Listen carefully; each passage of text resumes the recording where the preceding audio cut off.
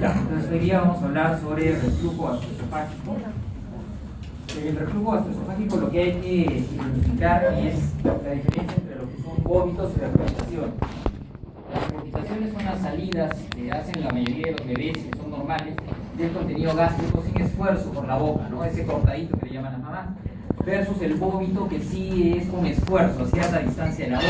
Por eso uno tiene que diferenciar qué es regurgitación, qué es vómito, porque las mamás algunas veces piensan que es lo mismo y piensan que su bebé vomita cada vez que lacta y lo que está haciendo es regurgitar, y regurgitar está dentro de lo normal.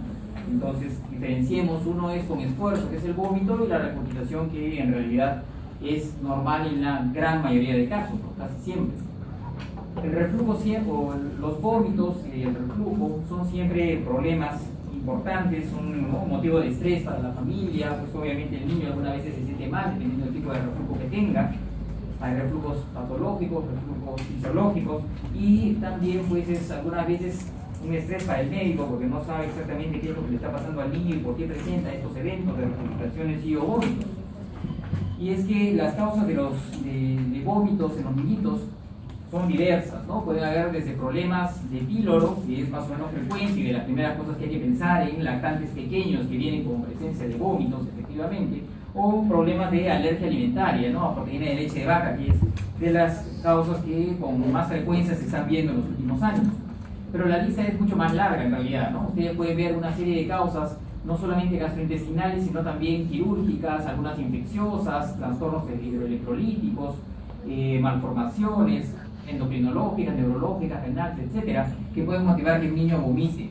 Entonces, cuando un niño viene con historia de vómitos, uno tiene que ir indagando, ¿no? Haciendo bien la historia, para luego sacar antecedentes y examinar, y en base a eso definir esto realmente es reflujo o hay algún otro motivo por el cual el niño tiene que ser evaluado en otra especialidad.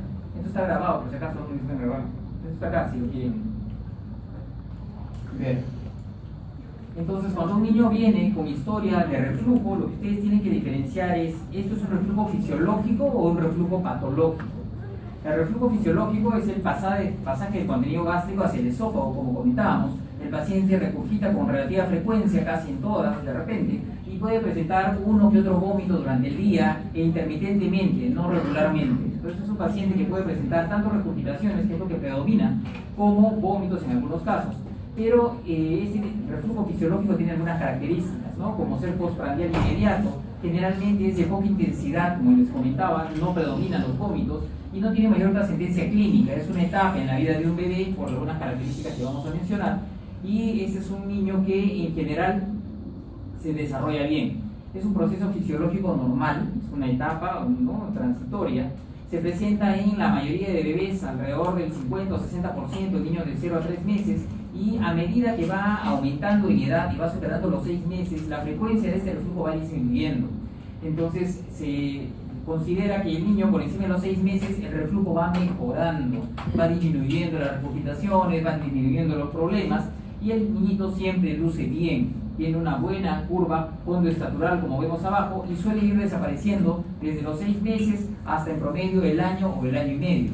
Entonces recuerden, en este caso el niño luce bien, tiene buena curva de peso, no hay complicaciones asociadas generadas por el reflujo, y tiene una muy buena ganancia ponderal que lo pueden ustedes apreciar en la curva. Este es un paciente con un reflujo fisiológico, que es la gran mayoría de casos, y en estos niñitos lo único que hay que hacer es esperar, observar y tener paciencia. Por ahí alguna medida de repente posicional, no mínima, no necesitan hacer demasiado estudio, ni tampoco darle terapias medicamentosas a este tipo de pacientes, porque el niño va a ir bien de todas formas y no necesitan pues manejar más cosas. Versus el paciente que tiene enfermedad por reflujo. El paciente con enfermedad por reflujo es lo que le llamaban antes el reflujo patológico, y este es un paciente que sí tiene complicaciones asociadas al reflujo. Entonces el retorno, el reflujo le genera problemas asociados, no solamente la evidencia de la salida, sino también a complicaciones como por ejemplo que el niño no gane bien de peso por las pérdidas que va teniendo, síntomas respiratorios recurrentes, que es de lo más frecuente que ustedes de repente ya han visto, ahora que ya, ¿no?, han avanzado bastante en el curso, que estos pacientes que van a consulta al neumólogo y dice son recurrentes, vaya a gastro para que lo vea el gastroenterólogo para ver si tiene reflujo. Es una de las causas de SOP recurrente relativamente frecuentes, Y también complicaciones tipo esofagitis o estenosis esofágica ya a largo plazo, esto de la estenosis. Síntomas entonces respiratorios recurrentes que no responden bien al tratamiento habitual, pacientes que no ganan muy bien de peso o pacientes que cursan con anemia que no responden al tratamiento con medicinas, o sea, con hierro. Estos pacientes pueden estar desarrollando un cuadro de esofagitis con microsangrados y por eso no responder, no mejorar su hemoglobina mayormente con el tratamiento.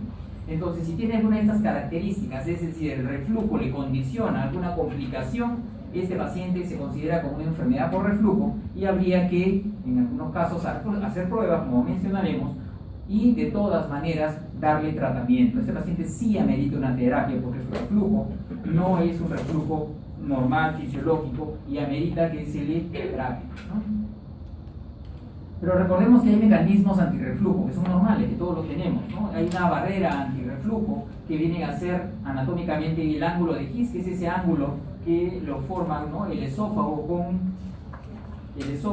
el fondo gástrico. Este ángulo se llama ángulo de His y este ángulo disminuye la posibilidad de que hayan retornos y por eso es importante recordarlo, como vamos a mencionar más adelante por algunos factores o algunas malformaciones que pueden haber. El esfínter esofágico inferior, obviamente, ¿no? Esta es una válvula que se cierra una vez que el alimento cayó al estómago y es una barrera más que limita el retorno del alimento, del reflujo gastroesofágico. El segundo mecanismo es el aclaramiento esofágico. Normalmente pues hay un peristaltismo, un movimiento del esófago que va llevando el alimento de la boca hasta el estómago o la saliva en todo caso. El efecto de la gravedad, que obviamente también contribuye, como ustedes entenderán fácilmente, la producción de saliva que va a ayudarnos a neutralizar el ácido que pueda retornar y con eso también servir como barrera de control de reflujo. Y como tercer punto, la resistencia de la mucosa. La mucosa esofágica es una mucosa que produce abundante moco, produce bicarbonato, es rica en células, en acinos que van a producir este moco y va a proteger, va a lavar, ¿no?, el esófago. Esto se llama el clearance esofágico asociado al peristaltismo. El aclaramiento esofágico va a permitir que no haya esofagitis o que el reflujo no sea demasiado importante y llegue hasta la parte superior inclusive. Es muy vascularizada y si hay algún daño hay una reepitelización relativamente rápida porque tiene mucho vaso sanguíneo. Y eso se puede ver en endoscopía cuando uno hace una biopsia y el paciente presenta un sangrado, ¿no?, algunas veces importante porque es una zona ricamente vascularizada. Entonces hay barreras anatómicas, hay barreras funcionales y hay también algunas barreras ya estructurales en cuanto al tipo de tejido que van a protegernos del reflujo normalmente en todas las personas. ¿Y por qué un bebé tiene reflujo? Porque los niños pequeños reciben una dieta que básicamente es líquido y porque estos niñitos reciben en relación al peso que ellos tienen o al tamaño que tienen un mayor volumen que los adultos. Entonces es mucho más probable que este alimento retorne hacia el esófago. Además, el niño anda todo el día echado, ¿no? Niños menores de 6 meses andan prácticamente todo el día, ¿no?, en decúbito dorsal o en decúbito y eso condiciona obviamente más retorno. El esfínter esofágico inferior es un poco más corto, está más inmaduro y funciona todavía parcialmente, no al 100%. El esófago es más corto, hay menos distancia entre el estómago y la boca y por eso hay más posibilidad de que salga, ¿no?, el alimento desde ahí. Hay menor aclaramiento esofágico en los niños pequeños y hay un retardo en el vaciamiento gástrico que es normal. Hay una inmadurez también a nivel del tubo digestivo superior. Y es por eso que estos niñitos menores de 6 meses tienen reflujo. A medida que el niño va cambiando, va madurando, a medida que el niño se va sentando, va comiendo semisólidos, a medida que el niño va creciendo y elongando el esófago y va madurando también el esfínter, va madurando el vaciamiento gástrico, va mejorando, todo eso va a condicionar que el niño mejore. Y por eso es que después de los 6 meses el niño comienza a mejorar del reflujo espontáneamente, sin darle medicinas, la gran mayoría de veces. Esto es entonces los condicionantes de reflujo fisiológico y patológico en algunos casos.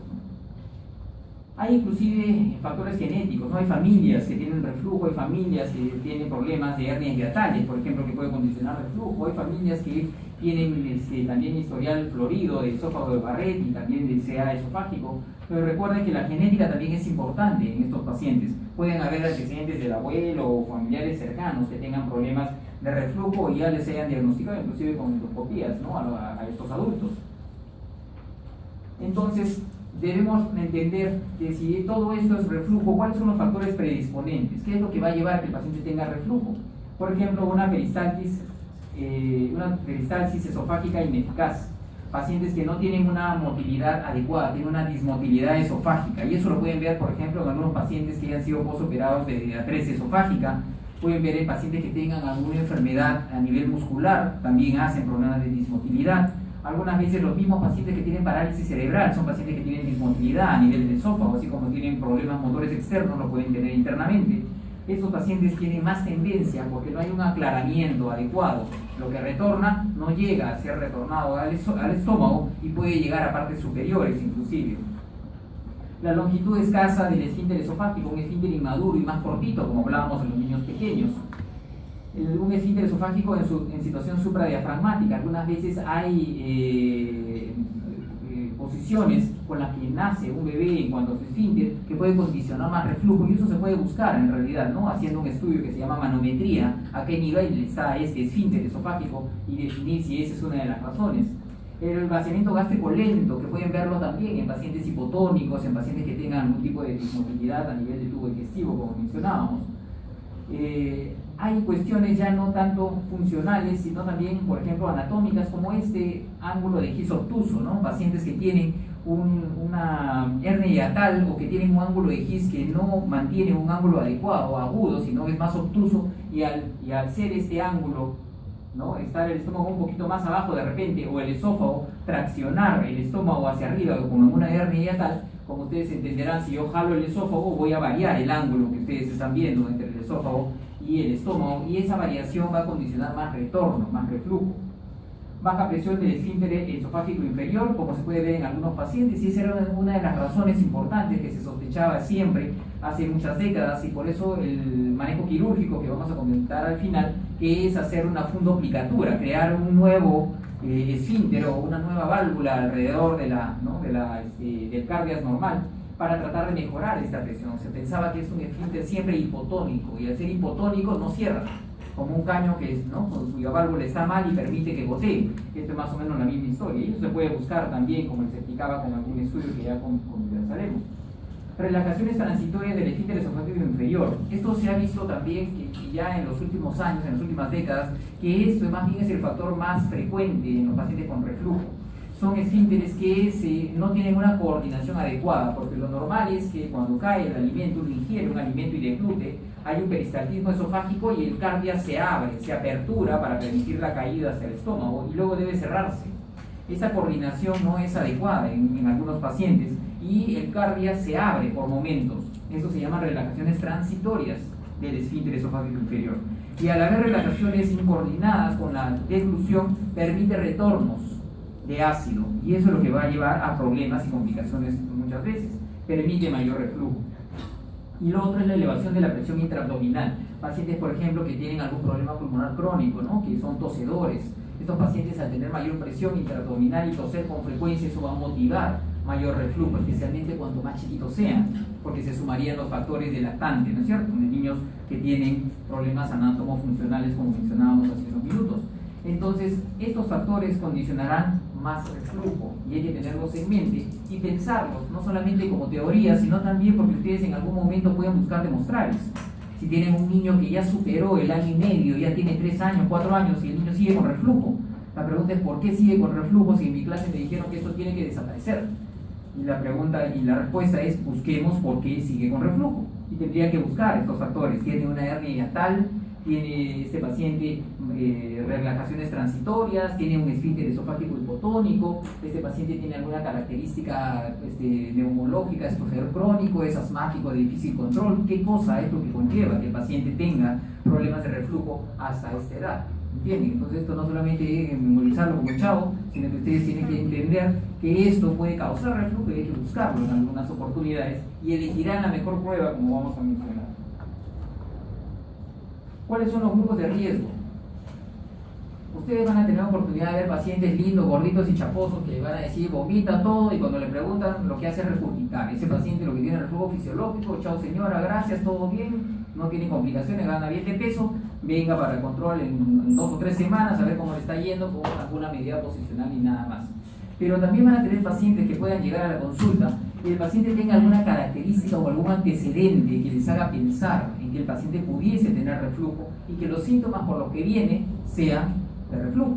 Por ejemplo, aquellos pacientes posoperados de atresia esofágica. Los posoperados de atresia esofágica, en algún momento, la gran mayoría hace problemas de reflujo. ¿Por qué? Porque estos pacientes, cuando tienen una atresia esofágica, ¿qué hacen al nacer? Los operan y lo que hacen es juntar los cabos y los unen. Entonces, estos pacientes con atresia esofágica, entenderán ustedes que aquí hay un nudo, algo nuevo que se está haciendo y no es lo que la naturaleza creó. Entonces, la motilidad que pueda tener ese esófago no es coordinada, no es normal. Y esa incoordinación que puede haber por esta cirugía que se hizo, que era necesaria, no hay otra, esto va a llevar a que este paciente tenga dismotilidad esofágica. Entonces ustedes van a poder encontrar pacientes que vienen con síntomas, ¿no?, que sean compatibles con reflujo con ese antecedente. Este paciente, su diagnóstico es ese y deberían o demostrarlo o tratarlo de primera intención.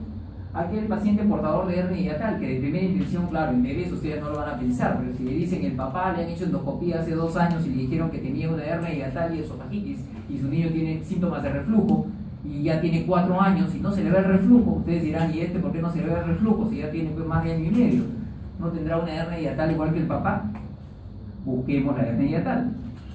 Obstrucciones o estenosis de reflujo intestinal, pacientes que vomitan con mucha frecuencia, ¿no?, pacientes muy vomitadores, que uno lo puede asociar a un problema de reflujo, pero que en realidad llaman la atención las veces que vomitan con la alimentación. Ustedes podrán pensar, yo manejo, le doy tratamiento, no controlo bien el reflujo, ¿no será que está condicionado por algo más que yo no llego a controlar? Entonces busquemos algo anatómico, que puede ser una estenosis o que puede ser una malrotación intestinal, que condicione los vómitos, o una calasia inclusive, ¿no?, que condicione que este paciente reciba alimento y bote, reciba alimento y vomite. O pacientes que puedan ustedes pensar también que tenga de repente, si es muy pequeñito, que tenga una hipertrofia congénita de píloro, que puede pasar como un reflujo en algunos casos al comienzo. Entonces, tengamos en mente esto. Y además los pacientes, por ejemplo, que tienen parálisis cerebral y otras secuelas neurológicas. Estos pacientes son pacientes que tienen problemas motores, que andan todo el día echados y tienen pues con esto ya 2 factores importantes por lo cual puedan presentar reflujo. Entonces recuerden, los pacientes con problemas neurológicos, una de las cosas frecuentes en la parte gastrointestinal es presencia de reflujo y es lo que deben descartar en algunos casos si hay síntomas que puedan ser compatibles, ¿no? Enfermedades pulmonares crónicas, ese paciente que viene con asma de difícil control, algunas veces se le dicen que es asmático, le ponen hasta corticoide inhalado y el paciente sigue con su corticoide, está en tratamiento ya meses y no mejora y sigue con problemas y no responde bien, y en la familia no hay nadie asmático, entonces no hay nadie alérgico. Ustedes pensarán que este paciente no tendrá reflujo, más bien, y no ser un cuadro, ¿no?, de hiperreactividad bronquial, sino más bien un problema de reflujo, podremos buscarlo. O pacientes que vienen con asociaciones con algún problema alérgico, que es una de las patologías que en los últimos años se está viendo con bastante frecuencia y va en aumento. Pacientes que vienen con una típica historia de reflujo y que ya han sido manejados con tratamientos adecuados, a dosis adecuadas, durante varias semanas y el paciente no mejora.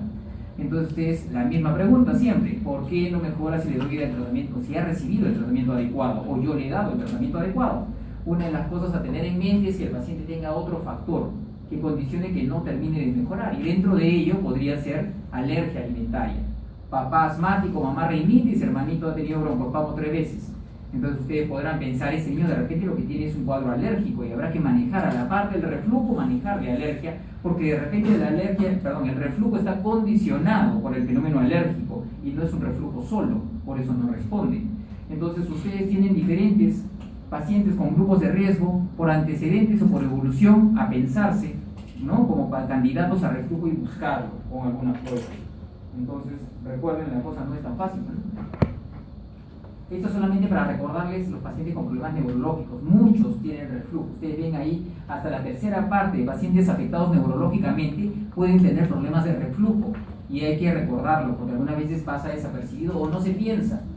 ¿Por qué? Porque los pacientes con PC, muchas veces, como comentábamos en la mañana con el grupo, Muchas veces estos pacientes, uno cree que el paciente puede estar irritable o no comer o estar fastidiado o tener arcadas simplemente porque es PC, ¿no? O sea, porque tiene parálisis cerebral, ¿no? Y no quiere comer y llora y grita porque tiene parálisis cerebral, pues por eso está así.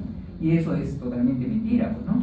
Entonces, hay pacientes que, por más que sean grandes, el paciente puede tener conducta o síntomas de un lactante porque tiene parálisis cerebral y no va a decirle me duele acá, me arde acá, siento pirosis, siento que me quema, siento náuseas, siento vinagrea. No se lo va a decir por más que tenga 12 o 14 años, como les mencionaba a sus compañeros en la mañana, ¿no? Que hay pacientes que tienen, ¿no? Son grandes, pero por tener problemas neurológicos y no poder expresarse, lo único que hacen es como comportarse como un lactante, llorar, hiporexia, arcadas, escupir la comida, ¿no? Eso es lo que hacen. No necesariamente vomitar, porque ya son grandes, algunas veces y su esófago es muy largo. Entonces estos niños no necesariamente vomitan como un lactante, pero sí pueden tener estos síntomas, como ustedes ven acá. Piensen ustedes en reflujo, entonces en pacientes que tengan problemas neurológicos de base y que tengan obviamente clínica asociada al reflujo, ¿no? Pero para complicar más la vida, pues el reflujo tiene manifestaciones, como acabamos de mencionar, dependiendo de la edad. Entonces ustedes tienen los lactantes cuyo síntoma principal es vómito, pero también puede haber hiporexia, disfagia, odinofagia, irritabilidad. La mamá dice que cuando le da se queja, que no quiere pasar la comida porque parece que algo le duele, como que parece que tiene acidez, que hace muecas cuando no, siente la mamá que como que eructa y siente que el niño pone cara de amargo, o llora después de haber eructado, como que algo se le viene y le molesta en la boca. Hay algunos pacientes, por ejemplo, que hacen rumiación también, ¿no? La mamá dice en la noche, yo escucho que mi hijito o mi bebé como que está lactando, ¿no? Y lo escucho como que está deglutiendo, ¿no? Y eso se llama rumiación, se le regresa la leche a la boca y el niño lo que hace es volverla a deglutir, no necesariamente vomitar. Eso se llama rumiación como síntoma. Hay pacientes que tienen también, obviamente, pobre ganancia de peso, como hemos conversado, pacientes que hacen problemas respiratorios, hacen apnea, algunos inclusive síndrome de muerte súbita. Entonces esa es otra de las causas por las cuales un niño puede hacer apneas en algún momento, especialmente cuanto más chiquitos sean, porque este es un síntoma generalmente de lactantes, ¿no? Y de lactantes pequeños, menores de 6 meses. En ellos se puede presentar el apnea. Proceso respiratorio crónico, como ya mencionamos, y lo que se llama síndrome de Sandifer. El síndrome de Sandifer es una posición antálgica que adoptan los bebés.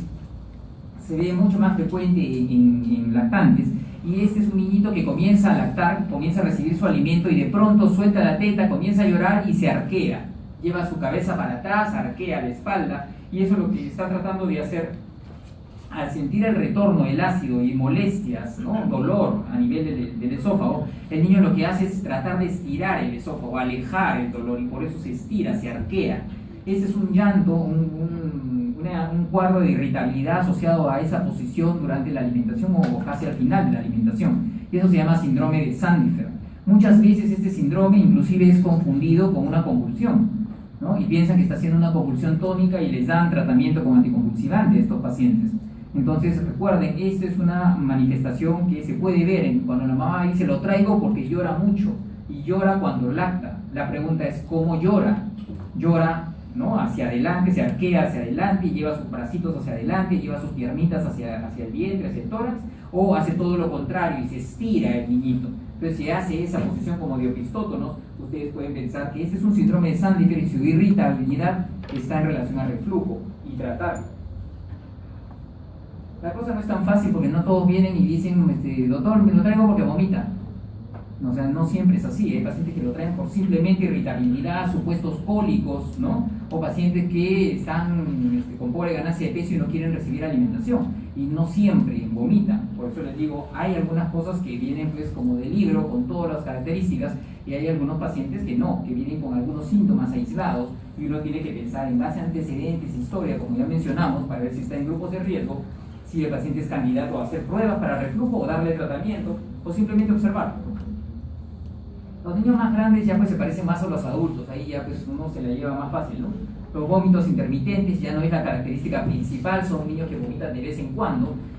Son niños que generalmente cuando vomitan son pequeñitos que hacen algún esfuerzo, comen mucho o hacen algún esfuerzo después de comer, o se ríen mucho, o se van en la movilidad y vomitan siempre en la movilidad, toma su desayuno con su water y sus 3 panes y se sube a la movilidad y vomita. Qué raro, doctor, ¿no? Siempre vomita en la movilidad. esa movilidad debe oler feo seguro, pero no, pues entonces le da náuseas. Entonces estos niñitos son niños que vomitan con facilidad, y eso es lo que se ve, vómitos intermitentes en algunas situaciones.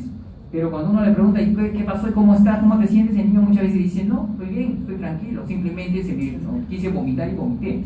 Hasta que ya haga una esofagitis, y ahí sí va a decir, no, tengo náuseas, vomito, me duele, me arde, ¿no? Eso ya se puede ir viendo en la progresión de este paciente. Dolor retroesternal, en epigastrio, pirosis, que ya lo puede manifestar pues, el niño, disfagia, dinofagia, algunas veces vómitos con rasgos de sangre, melena, que son casos extremos, y asma de difícil control, como mencionaba. Entonces recuerden, los pacientes con reflujo, ustedes tienen que preguntarle un poco a la mamá en función de la edad que tenga el paciente, porque ustedes pueden encontrar síntomas ahí de lactantes, de niños, comparativamente con adultos, y no siempre todos los síntomas son los mismos. Hay más incidencia de determinados síntomas según la edad, como hemos mencionado, y en función obviamente de algunos detalles posicionales, fisiológicos, ¿no? Pero cuando yo tengo un paciente y digo tiene reflujo y yo creo que amerita hacer alguna evaluación, yo tengo que escoger qué examen le pido, porque la cosa tampoco es tan fácil que simplemente reflujo y le hago tal examen. Ustedes tienen que ver allá. Yo quiero evaluar a este paciente en cuanto a reflujo, pero la pregunta es, ¿qué quiero ver? Quiero ver si tiene reflujo, quiero ver si tiene algo que le fomente el reflujo, quiero ver si el reflujo le condiciona algún problema respiratorio, qué es lo que quiero buscar, ¿no? Y dentro de eso podemos hacer, por ejemplo, un estudio contrastado, una radiografía de esófago, estómago, duodeno, que es un estudio contrastado. El niño toma una sustancia que es bario generalmente y luego le toman una serie de fotos, ¿no? Y pueden ver ustedes en detalle anatómicamente cómo está el bebé. O el niño. Esta es una prueba en realidad que para reflujo, para buscar reflujo es muy mala. O sea, no es una prueba para buscar reflujo. Si ustedes le piden esto a la mamá y dicen, señora, vamos a hacerle un contrastado para mirar si tiene reflujo, y la señora regresa con su examen que dice negativo, y el niño para ustedes sí tiene reflujo, no les va a creer ya, ¿no es cierto? Pero si ahí no dice, doctor, que tiene reflujo, ¿cómo usted me dice que tiene reflujo? Porque esta prueba no es para buscar reflujo, porque su sensibilidad es muy amplia, es muy variable, como ustedes pueden ver ahí, igual que la especificidad. Más bien, esta prueba es bastante útil para diagnosticar alteraciones anatómicas. O sea, si yo hago esta prueba, es para buscar si hay algún factor que condicione el reflujo. Estenosis, acalacias, malrotaciones, ¿entienden? Hernias hiatales, para eso hago esta prueba. No para diagnosticar el reflujo, sino para ver si hay algo que lo condiciona, ¿entienden? Entonces esta prueba es útil para eso y hay que explicarle a la señora, ¿no? O a la mamá, que para eso estamos pidiendo la prueba, no para el reflujo, para decir a qué sea el reflujo, sino ver si hay algo que motive eso. Por ejemplo, un niño de 3-4 años, como les dije hace un rato, si el papá tiene hernia hiatal y el niño tiene 3-4 años y tiene síntomas de reflujo, yo haré una prueba de este tipo de repente antes de hacer una endoscopía a un niño de 3-4 años para ver si tiene una hernia hiatal. Pues si tiene una hernia hiatal y el papá la tuvo, hay que darle su tratamiento y ver evolución, a ver si necesita cirugía o no, de la hernia hiatal. Entonces, este es estudio más anatómico que diagnóstico de reflujo. Pero es un estudio fácil de hacer, es un estudio que no es invasivo, es un estudio que hay en muchos lugares, en la mayoría de hospitales, y más o menos barato, ¿no? Entonces, por eso es que mucha gente pide este estudio para buscar reflujo. Pero no discrimina el reflujo fisiológico del patológico, simplemente dice en esos minutos yo vi o no vi eventos de reflujo. Porque recuerden que esta prueba es tomar un contraste y el paciente lo tienen echadito y lo van cambiando de posición y lo hacen con un aparato que es un fluoroscopio. Ese aparato lo que hace es dar una imagen como en video, pero como yo no puedo estar irradiando al paciente durante 10 minutos porque es demasiada radiación, entonces lo que se hace es prender y apagar el equipo. Entonces, a ver, toma hijo, ya, ahí, quédate quieto, a ver, prende y miro, no, apaga, ya, ahora lo giro, lo volteo, le levanto las piernas, le presiono en el abdomen inclusive para tratar de fomentar, ¿no?, el reflujo, y prende la máquina para mirar. Entonces van mirando intermitentemente, es como un prende y apaga, ¿no?, durante esos minutos para ver si realmente hay o no hay episodios de reflujo. Es una prueba que es muy corta, es una prueba que es intermitente, la visibilidad, la visión, y por eso es una prueba que para reflujo en sí no es tan útil, ¿entienden? Por eso tengan siempre en mente, esta prueba es más para buscar anatomía y factores asociados al reflujo más que para diagnosticar reflujo en sí. La gamografía esófago-gástrica es una prueba más o menos parecida en el sentido que es no invasiva, le dan de tomar una sustancia también que es radioactiva pero inofensiva, y luego miden en un monitor esas imágenes a colores ahí que ven al lado derecho. Entonces mide radiación ese aparato. Al medir radiación, lo que van a poder ver ustedes durante esos minutos, que generalmente son 30 a 40 minutos, ustedes van a poder medir si hay retornos o no de la sustancia radioactiva hacia la parte superior. Todo lo que ven ahí está señalado, ese es un estómago y pueden ver si van retornos hacia el esófago. Y todas las manchitas negras que ven abajo son también pequeños estómagos y se visualiza si hay retornos o no. Y obviamente esto lo hace la máquina, ¿no? Y nos da unos valores, unos porcentajes para ver si hay o no hay evidencia de estos retornos. Esta gamografía es una prueba que también, como ustedes pueden ver, su sensibilidad es baja, es pobre en sensibilidad, pero su especificidad es bastante buena. Entonces, esta es de las pruebas, por ejemplo, que si ustedes le piden y sale negativa, no quiere decir que no tiene reflujo, no descarta reflujo. Pero si sale positiva, les va un valor predictivo positivo alto. Y además nos puede dar inclusive hasta la severidad del reflujo. Entonces es una prueba sencilla, pero tiene esa característica. Negativa no nos descarta nada, positiva sí nos ayuda y nos da hasta severidad. Solamente los que nos va a decir es si hay retorno, no nos dice qué tipo de reflujo, pero nos dice que hay un retorno, y además cuantifica y valora la frecuencia de esto, y nos da dos cosas adicionales que son valiosas. Uno, el vaciamiento gástrico, y ya comentamos que el vaciamiento lento es un factor de reflujo en algunos pacientes. Esta gamografía nos puede dar cuantitativamente cómo es el vaciamiento gástrico de este bebé, y con eso valorar si necesita algún otro tratamiento asociado. Y el hallazgo de microaspiración pulmonar que se hace al siguiente día, se pasa en la máquina al niño para ver si parte de la sustancia llegó, ¿no?, a pasar a la parte pulmonar. Entonces nos detecta si hay microaspiración pulmonar. Y ese es otro dato valioso, especialmente en los pacientes que tienen SOP recurrente, para ver si este paciente realmente por reflujo se está microaspirando y por eso hace neumonías a repetición o SOPs a repetición. Entonces esta es una prueba que, si bien su sensibilidad no es muy alta, tiene un buen valor predictivo positivo y nos da dos parámetros más importantes como para poder valorar el manejo de un paciente, especialmente en los pacientes con problemas respiratorios. Entonces, esta gamografía es un estudio que también es valioso en ese sentido, y especialmente por los tres datos que nos puede dar para tomar decisiones. La pH-metría esofágica, como ustedes ya deben haber escuchado alguna vez, este es un estudio que lo que va a hacer a través de un sensor que entra por la nariz, como pueden ver ahí en la gráfica, entra por la nariz, queda a cierta distancia del cardias, y este sensor va a medir los retornos, ¿no?, que hay de ácido. Entonces mide las bajadas de pH por la acidez que se va dando. Este es un sensor que va haciendo una monitorización durante 24 horas, como ustedes ven ahí, tiene como un holter, como un maletincito, ¿no?, la niñita ahí y el señor. Y ese aparatito nos va a ayudar a medir a lo largo de 24 horas cuántas veces hubieron estos descensos en cuanto al pH o estos picos de acidez. Y nos va a dar un score para poder definir si este es un score de patología o es un score de reflujo fisiológico. Esta pH-metría es un estudio que era el gold estándar hasta hace unos años, ¿no? Pero es un estudio, ¿y por qué? Porque es un estudio con alta sensibilidad y especificidad, como ustedes pueden ver ahí. Establece la relación temporal entre el reflujo y los síntomas. ¿Por qué? Porque este aparatito que tienen acá como una mochilita es un aparatito en el cual la mamá va a ir presionando un botón en función de la aparición de síntomas. Por ejemplo, el niño tose, que es lo que están tratando de investigar, y la mamá tiene que apretar ese botón. El niño le da un acceso de tos o le da algún síntoma que es sospechoso de reflujo, tiene que apretar ese botón para hacer una marca en el gráfico. Por eso ustedes ven ahí una serie de corazoncitos en la parte inferior izquierda, ¿no?, aparte de ese gráfico que no se entiende nada abajo, hay unos corazoncitos. Esos son los momentos en los cuales hubo síntoma. ¿Y por qué ponen corazoncito? Porque en los adultos esto es dolor precordial, lo que muchas veces se investiga. Entonces dicen, tengo dolor precordial y quiero ver si eso es por reflujo. Entonces le ponen el pHímetro, el sensor, y el paciente, cuando siente el dolor precordial, aprieta el botón con el corazoncito. Eso implica, por eso es que le ponen el corazoncito ahí. Pero en niños pues eso no es lo más frecuente. Entonces ustedes pueden ver la relación temporal entre la aparición del síntoma y el pico de acidez o el descenso en el pH.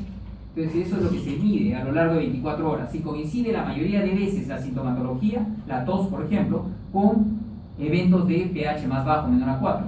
Entonces esa relación nos la puede dar una pH-metría. Sirve para evaluar la respuesta al tratamiento, inclusive cuando uno ya está en manejo del paciente, y para evaluación pre y posoperatoria. Entonces es un estudio que es bastante útil, y en la teoría pues sería lo ideal hacérselo. El problema es que es muy costoso, no se hace en muchos lugares, Y el otro detalle es que es un estudio invasivo, hay que ponerle un catéter por la nariz y muchos pacientes no toleran estar con el catéter en la nariz. Entonces es un estudio que se usa ya como último recurso muchas veces en nuestro país y no como en otros países que se hace de rutina, especialmente en pacientes con problemas no severos, respiratorios importantes o que van a ser operados. Acá no hay mucha opción de eso y al final se busca hacer en casos en los cuales el resto de cosas no nos sirven, porque no hay muchos centros donde lo hagan y los costos son elevados. Vamos a pasar a esto. Pero la impedenciometría eléctrica, la impedenciometría intraluminal, es lo que ahora se toma como gol estándar, especialmente asociado a la pH-metría, porque la impedenciometría no mide solamente acidez, sino lo que mide es movimiento de electrones, movimiento eléctrico. Entonces esto nos va a decir algo se mueve por acá, algo sube en ese momento, con un sensor que es igualito por la nariz hasta cerca cardias. Entonces nos va a medir, como ven en el dibujito, si algo se desplazó hacia arriba o hacia abajo. Y con eso nos puede decir, este paciente tiene reflujo efectivamente. Y con la pH-metría nos puede decir, es un reflujo ácido. Y nos da también información valiosa. Entonces esta impedenciometría es lo que ya en muchos países se está utilizando. En nuestro país también ya, ¿no? En el Hospital del Niño hay algún equipo para hacer eso. Pero un equipo para todo el Perú es medio complicado, pues para niños, ¿no? Entonces, este es un estudio que es muy importante, es el más importante ahora, combinar impedenciometría con pH-metría para definir si el paciente tiene reflujo o si los síntomas tienen que ver con reflujo cuando hay la duda. Pero más al alcance es una endoscopía digestiva, por ejemplo. Pero recuerden, la endoscopía digestiva nos permite visualizar bien la mucosa, tomar biopsias, y en sí lo que nos va a diagnosticar si tiene reflujo o no es la biopsia, no lo que vean en la endoscopía, sino la biopsia que tomen, porque si ustedes ven una esofagitis o por último no ven nada y toman la biopsia y en la biopsia hay una esofagitis crónica compatible con reflujo, ese es su diagnóstico, porque esofagitis puede ser por varias cosas. También hay esofagitis, por ejemplo, alérgica, también hay esofagitis infecciosas, hay otras causas de esofagitis. Entonces por eso es que es importante tener una biopsia para poder saber si realmente el hallazgo es compatible con esofagitis crónica por reflujo. El diagnóstico es a través de eso. Pero ¿qué más nos va a permitir? Nos va a permitir ver algunos factores asociados, por ejemplo, una hernia hiatal, una estenosis, una calasia, lo vamos a poder ver con endoscopía, un factor asociado que genere reflujo. Y también vamos a poder ver complicaciones asociadas al reflujo, como por ejemplo cuadros de estenosis, esófago de Barrett, ulceraciones. Eso también podemos ver, una esofagitis, ¿no? Leve, moderada o severa, podemos evaluarlo con la endoscopía. Entonces, en la endoscopía, a través de la biopsia, nos confirmará el diagnóstico de reflujo, nos dará datos si es que hay o no hay factores predisponentes y también si hay o no complicaciones relacionadas al reflujo. En la endoscopía, entonces, es un estudio valioso, pero tener en cuenta estos detalles, ¿no? Que necesita biopsia para hacer un diagnóstico claro de reflujo. Ahora, recuerden también que, por ejemplo, en la endoscopía, si un paciente viene con un cuadro respiratorio y yo quiero saber si es que el problema de garraspera o el problema de disfonía o el problema de tos frecuente o crónica de este paciente es por reflujo, al hacer la endoscopía yo lo único que voy a demostrar es que el paciente tiene reflujo y esofagitis. Yo no voy a demostrar la relación temporal del problema respiratorio con el reflujo, por si acaso. Mejor estudio en ese caso que es una pH-metría con impedenciometría. Ese sí nos va a decir, hay relación entre el reflujo y el problema respiratorio. Entonces recuerden, por eso les decía, cada estudio tiene su utilidad, ¿no? No es que uno pide todo a todos, ni necesariamente hay un solo estudio para todos. Las complicaciones asociadas al reflujo, esofagitis ya lo mencionamos, estenosis, esófago de Barrett y más adelante pues problemas de cáncer, ¿no? De cáncer esofágico. Y estas son las complicaciones que hay que tratar de evitar, ¿no? Hay complicaciones digestivas, hay complicaciones extradigestivas como problemas respiratorios. Estos pacientes que hacen estridor, apneas obstructivas, laringitis, ronquido, crup recurrente, pacientes que vienen con crups en varias oportunidades y llaman la atención. Problemas de broncoespasmo que no se resuelven adecuadamente, no se controlan bien, y el síndrome de Sandifer, pacientes con problemas de conducta muy irritables, ¿no? Como estábamos mencionando en cuanto a UPC, por ejemplo. También pueden ser complicaciones secundarias al reflujo gastroesofágico y no todos ser problemas digestivos. Acá en la parte inferior ustedes pueden ver una zona de laringe, ¿no? La parte de la laringe normal, y ustedes pueden ver cómo los aritenoides están bien rechonchos y bien eritematosos en la foto de la derecha. Eso es por reflujo, y eso es lo que genera el reflujo cuando llega hasta la vía respiratoria. ¿Y por qué el reflujo genera problemas respiratorios? Lo que se postula es, uno, que el reflujo puede ser tan importante como para llegar a la vía aérea superior y meterse a la vía respiratoria baja, y con eso hacer problemas respiratorios recurrentes o microaspiraciones, o también porque hay unas terminaciones nerviosas que comparten por vecindad el esófago con los bronquios, y cuando se irrita el esófago hay un broncoespasmo reflejo, y eso genera SOPS, ¿no? Entonces son las dos cosas que se postulan, o microaspiraciones o broncoespasmos reflejos por esofagitis, ¿no? Por reflujo. Entonces recuerden, esa es la relación entre el reflujo y los problemas respiratorios. Por eso muchas veces vienen por tos, ¿no? A la consulta los pacientes. El tratamiento en sí, que es lo último que vamos a tocar, es básicamente para controlar síntomas, para promover un crecimiento normal, especialmente en lactantes, donde hay más problemas en el desarrollo, cuando es natural, si se tiene una enfermedad por reflujo. Curar la inflamación, obviamente, prevenir complicaciones que hemos mencionado, y obviamente mejorar la calidad de vida, esto especialmente en pacientes que tienen, por ejemplo, parálisis cerebral. En cuanto al manejo, tenemos manejo posicional. En el manejo posicional, pues alguien que estaba investigando un poco sobre el reflujo dijo, bueno, claro, si el reflujo tiene que ver con gravedad, entonces ¿por qué no busco una posición ideal para que el paciente esté y tenga menos reflujo? Y se pusieron a hacer investigaciones con el paciente sentado, en posición supina, en posición prona, ¿no? De cúbito lateral, para ver cuál era la mejor posición. Y lo que encontraron es que la mejor posición en realidad es la posición de cúbito lateral izquierdo y prono, ¿no? Según los estudios. La prono era muy superior y el índice de reflujo, ¿no? Era mucho más bajo en esta posición, especialmente la prona. Entonces lo que se dieron cuenta es que la posición prona es la mejor posición para controlar el reflujo en los pacientes. Pero también se dieron cuenta que esos pacientes que andaban en posición prona, teniendo la mejor posición para controlar el reflujo, eran pacientes que tenían mayor incidencia de muerte súbita. Entonces, por eso es que ahora, si bien en algún momento, ¿no? Se pensó que ya se encontró, ¿no? La mejor posición para tener al bebé, ahora esa posición está, ¿no? Prohibida. No debe el paciente dormir boca abajo. Recuerden, las mamás algunas veces vienen y le dicen, doctor, cuando lo pongo boca abajo, feliz, duerme rico, no llora, no se despierta, no nada, ¿no? Y todos dormimos bien.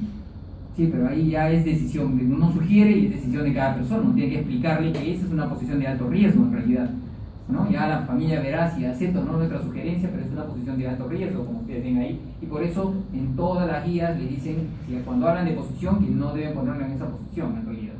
Al final pueden ponerlo de cúbito lateral, ¿no? De cúbito lateral izquierdo o derecho, pero en posición prona no debería ser. Hay manejos posicionales también en cuanto a la altitud, ¿no? Ponerlos un poquito más con la cabecera elevada o más bajita. Se han encontrado, ¿no? Que posiciones de 20 a 30 grados son las mejores, donde hay un poco menos de reflujo, y bueno, daño no le va a hacer, ahí no hay nada de muerte súbita en realidad. Ustedes pueden ponerlo en esas posiciones y el paciente no le va a perjudicar en nada, y podrían ustedes sugerirle que lo haga. Ahí ponemos lo de posición prono, elevar la cabecera de la cama y evitar acostarlo inmediatamente después del alimento. Hay que tratar de que el niño no se acueste rápido después de comer, o el lactante no lo echen, no lo pongan en decúbito dorsal o totalmente horizontal después de haber comido, porque por gravedad va a haber más retorno también. Entonces recuerden, nunca prono, y si quieren alguna posición pueden ponerlo con la cabecera elevada y no va a haber mucho problema ahí. Alguna otra persona por ahí que se puso a pensar sobre esto dijo, pero claro, entonces el bebé con reflujo se le viene más porque es líquido. Entonces, ¿por qué no le damos algo más denso? Cuando entra en la etapa ya de alimentación complementaria, al ser más denso retorna menos. Entonces, ¿por qué no empezamos la fórmula? ¿Y por qué no le damos una fórmula más densa para que regrese menos? Y estas son las famosas fórmulas AR, ¿no? Que no conocen ustedes, pero son famosas, ¿no? Las AR, ¿ya? Estas se llaman AR porque son anti-reflujo, por si acaso. Entonces, estas fórmulas AR son fórmulas que están espesadas con un cereal, es como tomar leche con maicena. Entonces, al llegar esta leche al estómago, por la acidez que tiene el estómago, comienza a ponerse más densa la leche y hay menos retorno teóricamente. Estas fórmulas AR, que ya tienen décadas en el mercado, disminuyen el volumen y la frecuencia de los vómitos. El vómito se ve menos. Eso es cierto, pero en los estudios que han hecho con pH-metría e impedenciometría para ver realmente si funciona en controlar el reflujo, se ha visto que estadísticamente no varía nada. No es estadísticamente significativa la mejoría de la acidez que tiene el paciente. El papá verá menos vómitos, la mamá verá menos regurgitaciones y menos vómitos y será más feliz. pero eso no quiere decir que este sea el manejo, ¿me entienden? Si un paciente vomita mucho y los papás se estresan porque vomita mucho, ustedes podrán darle una fórmula antirreflujo. Es una alternativa, pero no es el tratamiento en sí para el paciente, o sea, no es lo que lo va a curar de su reflujo, por si acaso.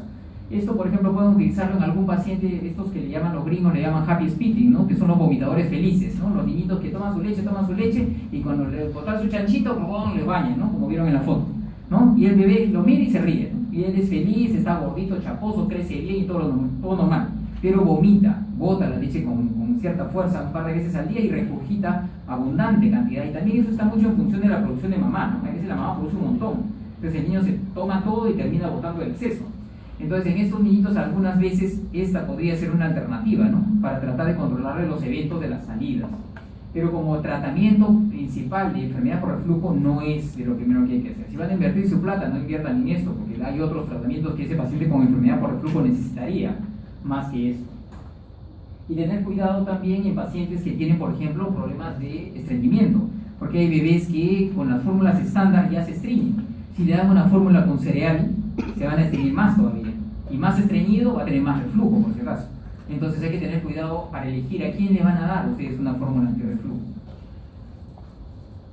Entonces, las fórmulas antirreflujo, en conclusión, son fórmulas que, si bien hacen menos evidente el retorno, no son la solución para controlar el reflujo en realidad, ¿no?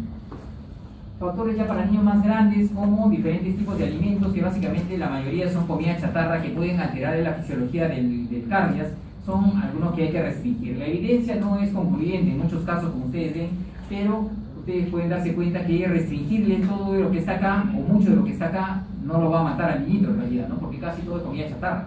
Entonces hay muchas cosas que potencialmente pueden generarle problemas y sería mejor que no lo consuma este niño con un reflujo evidente. Entonces, esas es de las cosas que hay que ver, y que en la casa no fumen, porque también es un factor, ¿no? El ser fumador pasivo. El exceso de peso es un factor de riesgo también para el reflujo. El niño no tiene que estar muy gordo, porque eso pasa, algunas veces engorda mucho el niño y con eso comienza a tener síntomas de reflujo que hay que controlar, y evitar ejercicios excesivos después de haber recibido alimentación. Tratamiento ya farmacológico, que es el que nos gusta. El tratamiento farmacológico pasa por utilizar antiácidos. Los antiácidos, ustedes conocen, pues el magaldrato, el hidróxido de aluminio, ¿no? Hay antiácidos que se pueden utilizar.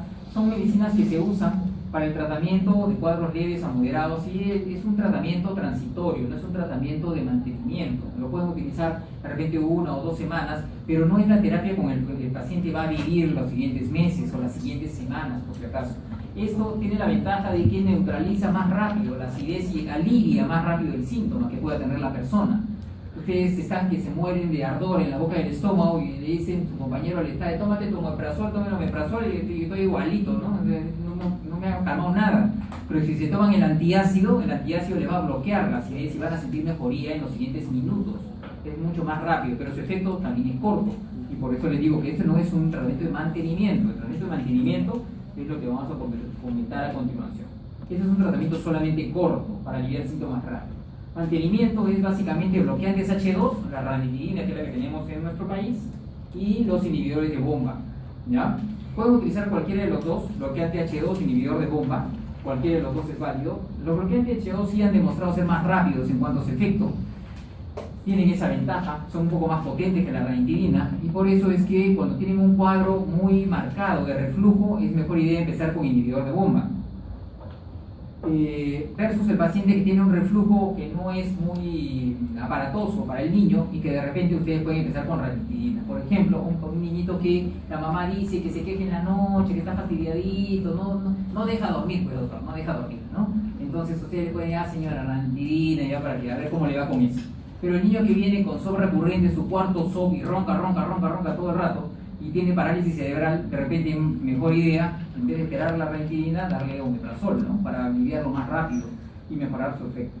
Entonces, pues tienen las dos opciones, pero lo que quiero que recuerden al final no es ni las dos ni necesariamente los esquemas, sino que el manejo inicial de los pacientes con reflujo es, con enfermedad por reflujo o complicaciones asociadas al reflujo, es o bloqueante H2 o inhibidor de bomba. No son fórmulas antirreflujo, tampoco son gastrokinéticos, como hacen muchos. Ah, ya, tiene reflujo y vomita, entonces le doy un antiemético y que sea gastroquinético y le enchufan estas medicinas.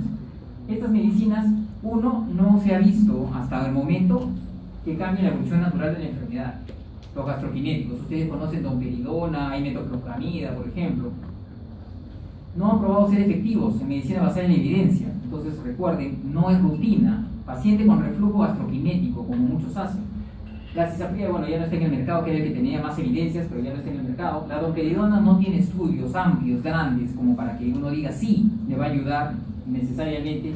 Y la metoclopramida, si bien tiene algunos estudios un poco más grandes que la domperidona, el detalle es que estos dos tienen alta incidencia de efectos neurológicos, efectos secundarios neurológicos, especialmente la metoclopramida. Entonces, que ustedes tengan un paciente que venga porque vomita una que otra vez y después llega a la emergencia con distonías o torcidos, como que no es, pues, ¿no? Entonces es mejor reservar el uso de gastroquinéticos cuando ustedes tengan alguna evidencia que realmente lo amerita. Un vaciamiento gástrico lento, una pobre mejoría con un solo inhibidor de bomba, ¿no? Entonces en esos pacientes de repente sí valdrá la pena, riesgo-beneficio, utilizar un gastroquinético, pero no es primera línea. Primera línea es inhibidor de bomba y la ranitidina. Y finalmente, cirugía. Doctor, pero mi hijo tiene reflujo y ya pues 3 meses, 4 meses de tratamiento muy largo, pues de una vez hay que operarlo para el reflujo, porque me han dicho que hay cirugía antirreflujo. Yo entro a Google, doctor, ¿no? Entonces, el detalle es, los pacientes con reflujo, la cirugía es lo último en el camino. Uno procura no operar a estos pacientes, no solamente porque son niñitos pequeños, muchas veces, sino porque la cirugía antirreflujo tiene un porcentaje de éxito que no es 100%, no es como sacarle el apéndice a una apendicitis y se curó y ya está y todo quedó en el recuerdo. Entonces uno elige qué paciente. ¿Sí? ¿Qué paciente? Por ejemplo, el paciente que no le es eficaz el tratamiento médico, dosis altas de inhibidor de bomba, inclusive hasta gastroquinético le han dado ya el último manotazo ya antes de mandarlo al cirujano y no mejora, ese paciente debería operarse. El paciente que tiene dependencia de terapia muchos meses, y yo intento bajarle la dosis y no tolera ni bajarle la dosis porque comienza a hacer otra vez broncoespasmo, comienza a tener otra vez irritabilidad, vómitos, etc. Especialmente problemas respiratorios. Ese paciente es candidato a cirugía. O el paciente que tiene problemas respiratorios recurrentes que le están generando ya secuela pulmonar. Ese paciente ya ni modo, hay que buscar otra alternativa más eficaz y más definitiva. Y en esos casos, riesgo-beneficio, utilizar una cirugía.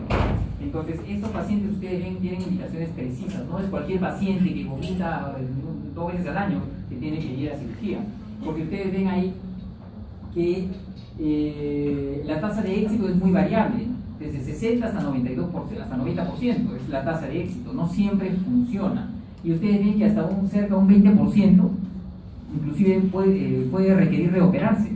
Entonces no es algo tan sencillo una cirugía antirreflujo, no es tan definitiva como uno pensaría ni tan fácil y su éxito tampoco es 100%. Entonces uno ya escoge qué paciente vale la pena que vaya a eso. Y generalmente estos son pacientes que tienen factores predisponentes, factores asociados que lleven a reflujo, como por ejemplo los pacientes con parálisis cerebral. La mayoría de pacientes que terminan con cirugía antirreflujo son pacientes que tienen parálisis cerebral, con problemas respiratorios recurrentes, neumonías a repetición, y obviamente ese paciente ya no responde a medicinas que uno le da y termina con cirugía. Estos pacientes de los que operan con cirugía, hay también, como ustedes ven, un buen porcentaje que los operan y quedan igual, con cirugía y todo, ¿no? Igual siguen con su inhibidor de bomba, igual siguen con su medicina y todo lo demás. Entonces, recuerden, no es lo definitivo, es lo último que uno debe tener en mente una vez que ya descartó una serie de cosas. Claro está que si el paciente tiene reflujo y tiene una hernia, obviamente ese ya tiene un punto más a favor de que tengan que operarlo, ¿no? Si tiene una hernia yatal, o si tiene una malrotación, ¿no? También será cuestión de cirugía. Entonces, al final, ustedes se dan cuenta, pues, en lo que es reflujo es medio complicado, las cosas no son tan fáciles. Tratamientos tampoco, pues, hay montones, como tienen los colegas de adultos, porque los colegas de adultos sí tienen, pues, ¿no?, gastroquinéticos de última generación, que son bastante útiles, con pocos efectos secundarios, etcétera. Pero en niños todavía no están aceptados para utilizarse. Tienen más herramientas, ¿no? Además, inhibidores de bomba también tienen algunas otras herramientas más de mayor generación que pueden facilitarles, ¿no?, el manejo. Pero finalmente, pues, uno tiene que tomar una decisión cuando llegue el paciente. Primero, tener la sospecha, definir si necesita estudios o no, definir tratamiento y finalmente, si es que la cosa no va bien, definir si necesita ya un manejo con el cirujano, ¿no?, un apoyo con el cirujano. ¿Preguntas, dudas que tengan? Dios.